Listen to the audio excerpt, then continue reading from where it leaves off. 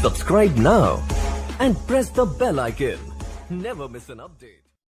नमस्कार साथियों, स्वागत करता हूं सबका इस YouTube चैनल पर जिसका नाम है स्टडी विद पीएन लोधा। मित्रों, कुछ समय पहले ही मैंने एसएसटी वालों के लिए जो लेवल 2 में हैं उनके लिए आज से ही टेस्ट की शुरुआत की है और उनके लिए एसएसटी का टेस्ट फर्स्ट आपके लिए डाल दिया गया है। साथियों, उसको ज़रूर देखें जो लेवल 2 वाले एसएसटी वाले सदस्य हैं। बाकी ये दोनों ही लेवल, चाहे लेवल फर्स्ट से हो, लेवल सेकंड से हो, साइंस मैथ्स हो, एसएसटी हो, हिंदी हो, सभी के लिए ये टेस्ट उपयोगी है, जो कि माध्यमिक शिक्षा बोर्ड राजस्थान 11th की बुक से लिया गया है। टेस्ट नंबर 4 मतलब आरबीएससी 11th साइकोलॉजी की जो बुक है उससे 3 टेस्ट पहले ले चुका हूँ, ये चौथा टेस्ट है।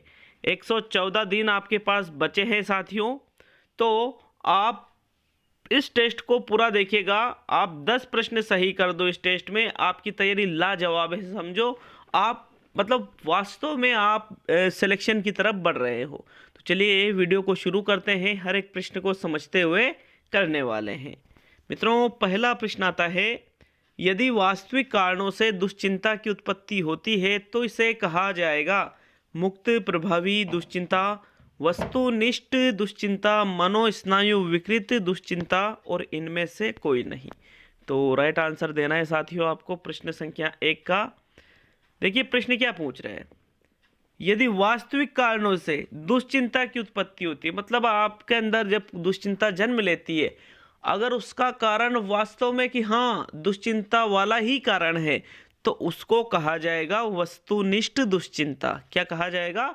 वस्तुनिष्ठ दुश्चिंता। मतलब आप उसका आसानी से हल भी निकाल सकते हो साथियों, उस समस्या को दूर करके। विकल्प नंबर 2 सही है मित्रों प्रश्न संख्या 1 में।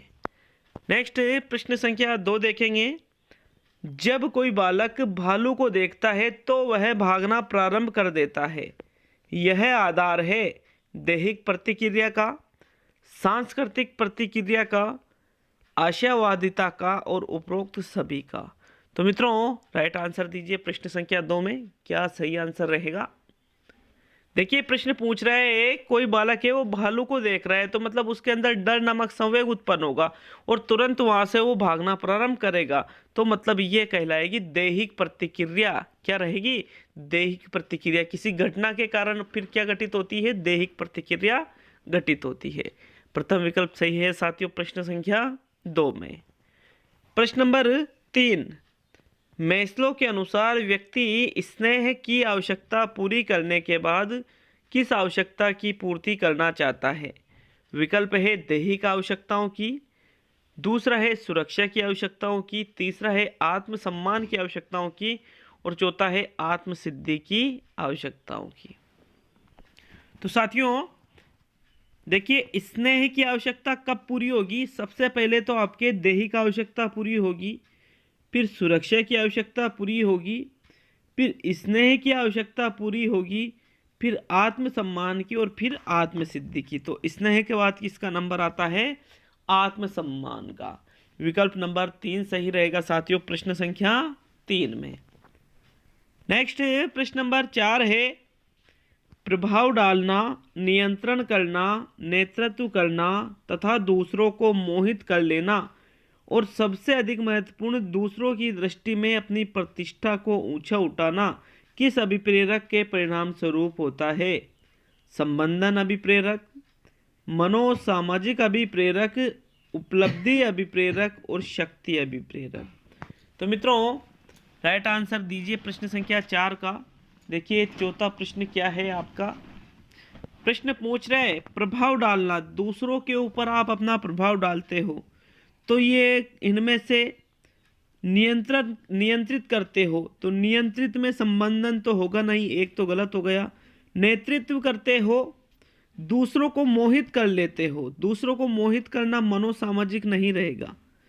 सबसे अधिक महत्वपूर्ण दूसरों की दृष्टि में अपनी प्रतिष्ठा को ऊंचा उठाना, तो साथियों ये उपलब्धि भी नहीं कहलाएगा बल्कि ये कहलाएगा शक्ति अभिप्रेरक। क्या कहलाएगा? ये शक्ति अभिप्रेरक। हो सकता है आपके दिमाग में ये उपलब्धि अभिप्रेरक आ रहा हो, लेकिन उपलब्धि इसका आंसर नहीं है, इसे ही तो शक्ति अभिप्रेरक के नाम से जाना जाता है। प्रश्न संख्या 4 में चौथा ही विकल्प सही है। नेक्स्ट प्रश्न संख्या 5, भोजन पानी लैंगिक क्रिया उदाहरण है। भोजन है, पानी है, लैंगिक क्रिया है, जो ये व्यक्ति करते हैं ये किसके उदाहरण है? प्रोत्साहन के, प्रणोद के, आवश्यकता के, इनमें से कोई नहीं। तो साथियों अगर क्वेश्चन होता भोजन की आवश्यकता, पानी की आवश्यकता, लैंगिक क्रिया की आवश्यकता, तो फिर आवश्यकता का उदाहरण होता। और जो भूख है, प्यास है, ये प्रणोद के उदाहरण है। लेकिन भोजन पानी लैंगिक क्रिया ये तो प्रोत्साहन के उदाहरण है। किसके उदाहरण है ये? प्रोत्साहन के। विकल्प नंबर प्रथम सही है प्रश्न संख्या 5 में। नेक्स्ट प्रश्न संख्या 6 देखेंगे साथियों। भाषा की संरचना एवं नियम को निर्धारित करने वाले तत्वों में सम्मिलित है ध्वनिग्राम, रूपग्राम, वाक्य विन्यास व अर्थ विज्ञान और उपरोक्त सभी। तो मित्रों जो भाषा की संरचना है और जो भाषा के नियम है इसको निर्धारित करने वाले तत्वों में ये सभी चीजें आ जाती है। विकल्प नंबर 4 सही है साथियों आपका प्रश्न संख्या 6 में। नेक्स्ट प्रश्न देखेंगे मित्रों प्रश्न नंबर 7, किस प्रकार की एक तर्कना में उपमा के आधार पर तर्क वितर्क करते हुए चिंतक किसी निष्कर्ष पर पहुंचता है? आगमनात्मक तर्कना, निगमनात्मक तर्कना, आलोचनात्मक तर्कना और सादृश्यवादी तर्कना। तो मित्रों आगमनात्मक तर्कना में तो विशिष्ट से सामान्य की ओर बढ़ा जाता है और निगमनात्मक में दिए गए नियमों के आधार पर निष्कर्ष निकाले जाते हैं। आलोचनात्मक तर्कना में गुण दोषों को देखा जाता है फिर तर्क दिए जाते हैं। और जो सादृश्यवादी तर्कना होती है इसमें उपमा के आधार पर तर्क वितर्क करते हुए चिंतक कहाँ किसी निष्कर्ष पर पहुंचता है। विकल्प नंबर 4 सही रहेगा आपका प्रश्न संख्या 7 में। सभी के क्लियर है साथियों 7 प्रश्न तक। नेक्स्ट देखते हैं प्रश्न नंबर 8, सभी मनुष्य मरणशील है, मोहन एक मनुष्य है, मोहन भी मरणशील है। उपयुक्त तर्कना है आगमनात्मक, निगमनात्मक, आलोचनात्मक और सादृश्यवादी। तो मैंने कहा था आपसे अभी कि निगमनात्मक तर्कना में दिए गए नियमों के आधार पर निष्कर्ष निकाला जाता है। तो नियम क्या दे रखा है कि सभी मनुष्य मरणशील है, मोहन एक मनुष्य है और मोहन भी मरणशील है।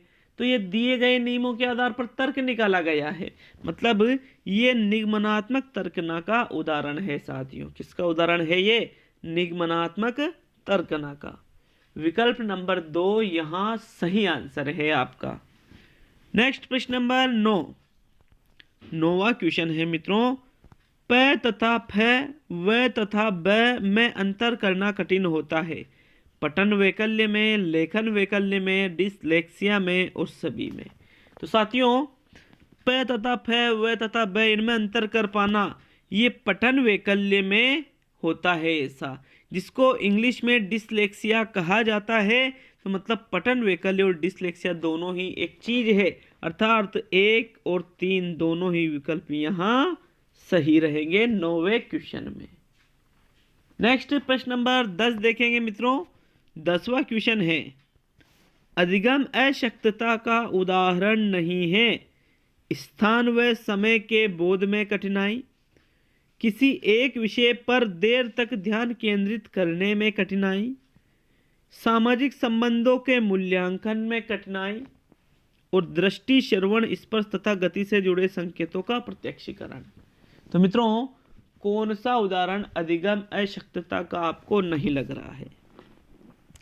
देखिए स्थान व समय के बोध में भी कठिनाई आती है। जो बालक अधिगम अशक्तता से ग्रसित होते हैं वो किसी एक विषय पर देर तक ध्यान केंद्रित भी नहीं कर पाते हैं, तो ये भी इसका उदाहरण है।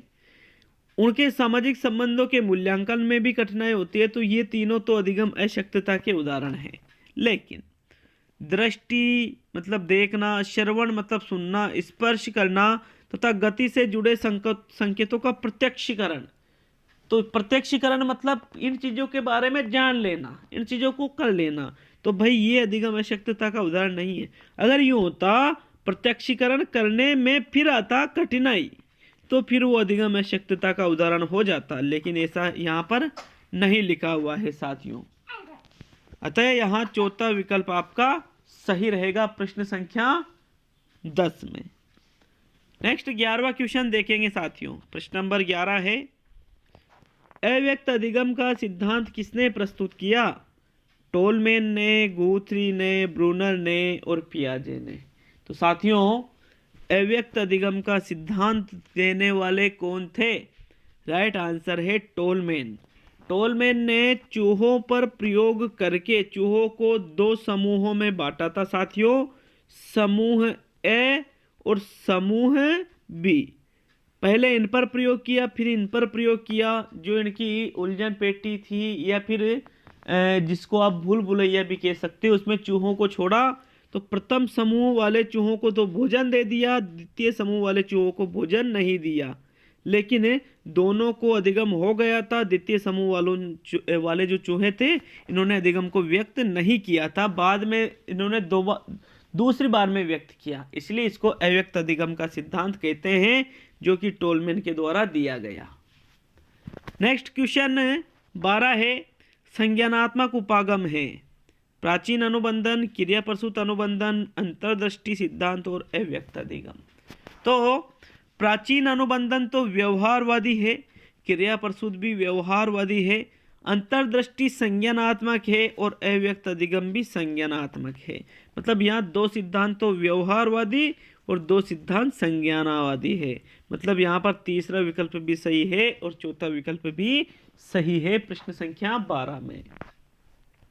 मित्रों नेक्स्ट प्रश्न नंबर 13 है, छोटे बालक विवाह, घर घर, प्रतिभोज आदि के खेल खेलते हैं जो कि सामान्यतः है, फिर यहाँ पे रिक्त स्थान, अधिगम पर आधारित है। उद्दीपक अनुक्रिया अधिगम पर आधारित है, मॉडलिंग पर आधारित है, अंतर्दृष्टि पर आधारित है और संज्ञानात्मक अधिगम पर आधारित है।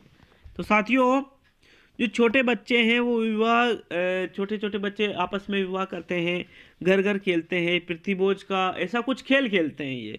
तो ये जो खेल है ये साथियों मॉडलिंग अधिगम पर आधारित थे, जिसको प्रेक्षणात्मक अधिगम भी कहा जाता है। क्या कहा जाता है? प्रेक्षणात्मक अधिगम। मतलब बच्चे उन चीज़ों को बड़े बड़े जो लोग व्यक्ति हैं उनको करते हुए देखते हैं और फिर छोटे छोटे बच्चे समूह बनाकर उन चीज़ों को करते हैं। तो ये मॉडलिंग भी इसको कहा जाता है और प्रेक्षणात्मक अधिगम भी इसको कहते हैं, जिसमें बालक देख करके अनुकरण के माध्यम से सीखता है। विकल्प नंबर 2 सही है साथियों प्रश्न 13 में। और आज का अंतिम और 14वां क्वेश्चन। लेकिन वीडियो अच्छा लगे तो यार लाइक, शेयर और सब्सक्राइब चैनल को करना नहीं भूलें। वीडियो को कमेंट भी आप वीडियो में कमेंट करके भी जा सकते हो कैसा लगा टेस्ट पेपर और क्या वास्तव में आप ईमानदारी से 10 क्वेश्चन कर पाए। प्रश्न 14 है, लगातार असफलता के बाद व्यक्ति कार्य के प्रति अपने कार्यों को छोड़ देता है, जो किसका परिणाम है? अधिगम अशक्तता का, अधिगम असहायता का, अधिगम असफलता का और अधिगम कुंठा का। तो मित्रों लगातार असफलता के बाद मतलब जब आप किसी चीज की तैयारी करते हो लगातार बार बार असफल हो जाते हो तो व्यक्ति कार्य के प्रति अपने कार्य को छोड़ देता है। जब वापस वैकेंसी आती है तो आपको ऐसा लगता है कि कुछ मतलब नहीं है यार, तैयारी करने से सिलेक्शन तो होता ही नहीं है। लेकिन जो लोग आपसे बहुत बाद में तैयारी करने लगे हैं, जिनको पता है, जिनको लगता है कि मैं इसमें सिलेक्शन दे सकता हूं, तो आप तो अपनी तैयारी को ढीली कर देते हो और वो जो नए नए लोग हैं उनमें अलग जोश होता है, वो सिलेक्शन निकाल देते हैं। क्यों? क्योंकि आप में अधिगम असहायता उत्पन्न हो जाती है साथियों। विकल्प नंबर 2 सही है प्रश्न 14 में। तो आज के 14 क्वेश्चन हैं, 15 क्वेश्चन करने थे लेकिन एक क्वेश्चन छूट गया, मेरी गलती से ही मान लीजिए आप। वीडियो को लाइक शेयर करना नहीं भूलें यार, बहुत मेहनत करके आपके लिए बहुत ही मेहनत करके क्वेश्चन बनाकर लाता हूँ। बहुत बहुत धन्यवाद, मिलते हैं अगले वीडियो में।